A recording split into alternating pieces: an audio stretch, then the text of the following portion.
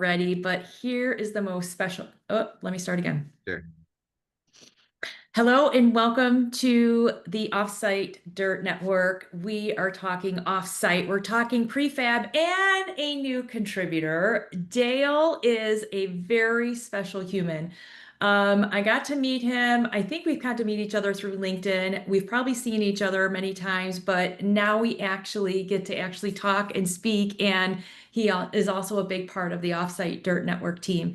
So welcome, Dale. I would love for you to give a little overview of your background. We're going to talk a little real estate. We're going to talk a little prefab, and we're going to talk about creativity and why it's so necessary right now. But first, please tell us a little bit more about your background.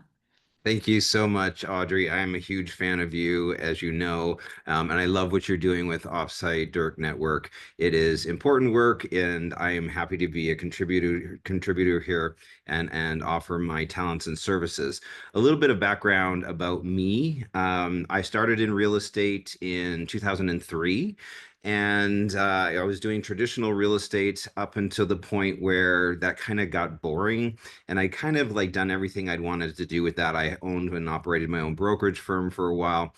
But how I really got started in development was I got in contact with a developer who was very frustrated that no real estate agents would solely focus on his needs.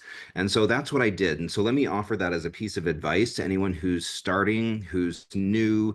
When you try and be all things to all people, you water down your services. So stay focused on what you want to do. And I really knew that I wanted to be in development, especially up and down the Las Vegas Strip, which is where I was doing real estate at the time.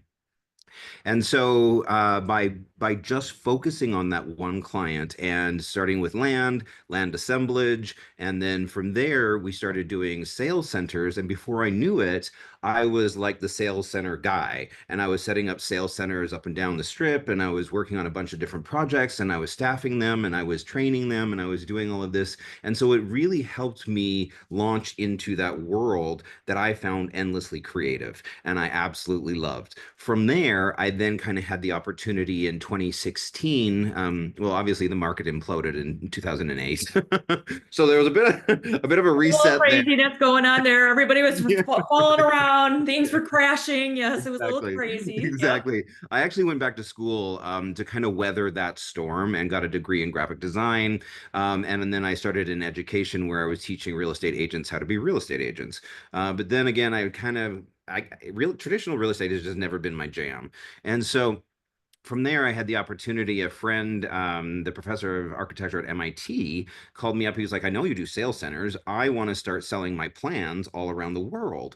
What do you suggest? I'm like, great, let's do a virtual sales center. And so we started setting that up, and we are helping him as an architect through prefabrication deliver his homes all over the world. And that was a super cool process, and that was really fun, and that kind of got me back into the prefab world and all of that. And so I love doing that, and I did that for a bunch of years. And so based off of that, I actually am launching a book called The Prefab Guy, which really is targeting first-time home buyers who I know many have been disillusioned. They feel like they can't get into the market, prices are so high, and I'm really trying to help people look at home ownership in a different way, especially through prefab, because there's no need to go on some architectural safari where you have no end, in terms of cost or time, when you can actually just buy a product off the shelf and like, let's put it on the land. So it's really helping people rethink home ownership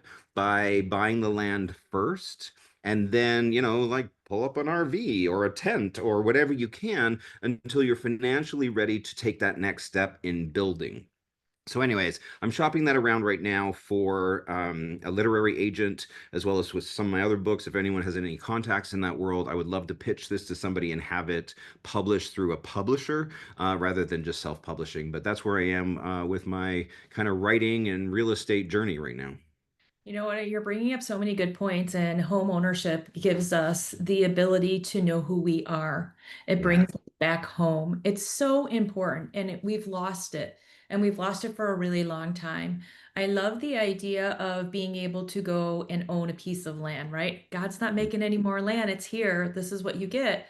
So Mhm. being a person in the way that COVID has really changed our working lifestyle, a lot of people work from home. So being able to start with land first and having that as your investment, we know that we can take land and the equity of land, and then we can use that in our construction loan to build the house. The other nice Right. thing is, with that, when we're talking about prefab and construction, there are different types of factories, right? Dale, there's factories that do custom homes, and then there's factories that have their own homes and their own designs that they usually have on their website, or you can call them. So, rule of thumb, as we are talking about modular construction, you usually want to, utilize a factory that's within 500 miles of your piece of land. That's a really smart way to look at it because you'll be saving on transportation costs.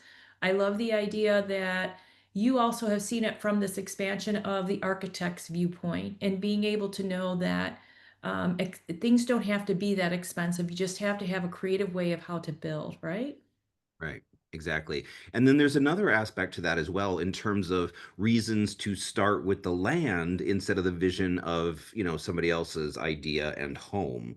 Moving onto the land, living with the land. I was shocked when I did this personally in terms of just the relationship you develop with the land and owning acreage and being the steward of that property. It gives and it gives and it gives. And there's not enough conversations being had about what that relationship becomes. Like, I didn't think it was a thing. I was like, what?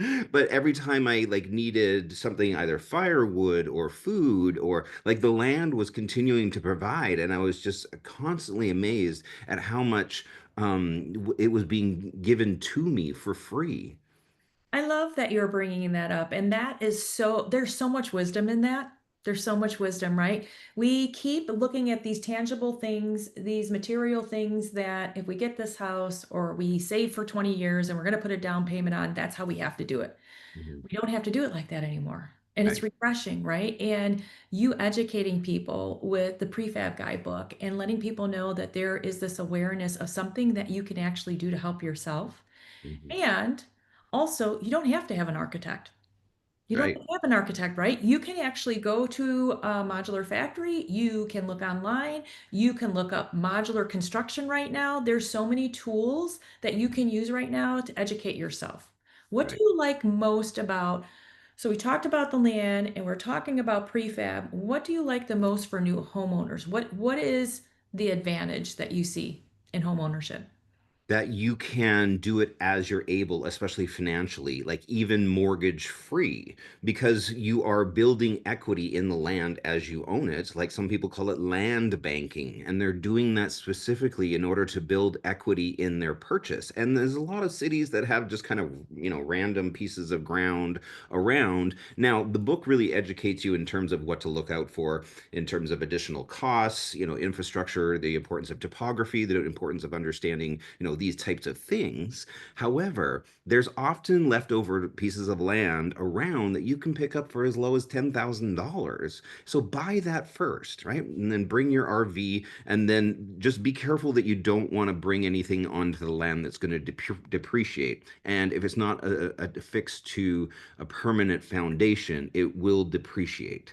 So eventually you want to have that foundation poured as you can afford to pay for it. Contact any prefab company that you really like their drawings of and is within your budget. There are some as low as $60,000 out there that you can get. And again, so long as you can affix it to a permanent structure, to a permanent foundation, it will begin to appreciate. So live in the ADU or the mother-in-law suite, until you can build the main house. But as you're able, you can do it step by step without having to give all your money away to banks. Well, it's making me feel like less stressed. Make me Right. feel better. And I think that's the thing that it's about experience, right? It's about the feeling of it. It's about how does it make you maybe feel more whole. I feel like home ownership really does that. Now, again, home ownership can be renting a house. It doesn't mean that you have to own a house. It could be renting an apartment, but there is something very valuable that we all find in ourselves when we are in home. For sure. And the land becoming a family member, like that was the biggest surprise to me when I bought 5 acres. How it was a relationship, and how it changed and how it provided even entertainment to like watch it change through the seasons. And like it was so wild because you become so familiar with every tree and how what it's doing through the seasons and every, piece of land that's flowering and then dying and then flowering again. It's really interesting. I love that. So let's hit the last topic. How do we bring creativity into real estate? hmm Well, this is something I learned when I went from traditional real estate into development. And the people in development are far more creative than the people in traditional real estate because that's just transactional, right?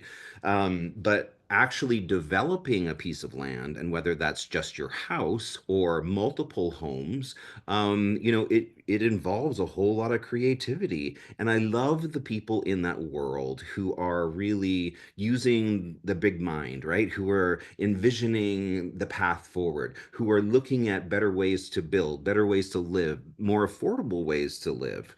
And so that part of it, that aspect of it, I find it really interesting. And more than just the industry itself, it's the people who find themselves in that industry that I really love associating with.